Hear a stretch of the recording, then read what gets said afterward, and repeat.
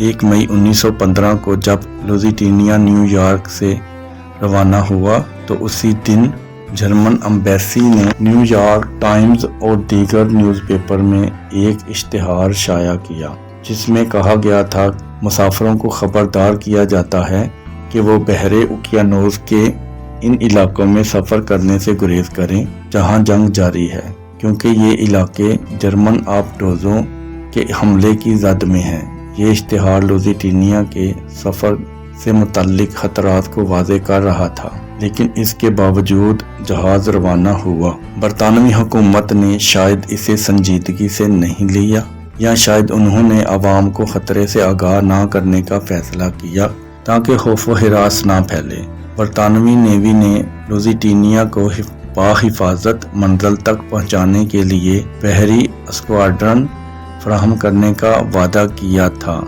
लेकिन आखिरी वक्त पर यह स्क्वाड्रन वापस बुला लिया गया। लुजियाना को तन्हा दुश्मन के खतरनाक समंदर में छोड़ दिया गया, जो एक इंतहाई खतरनाक फैसला था।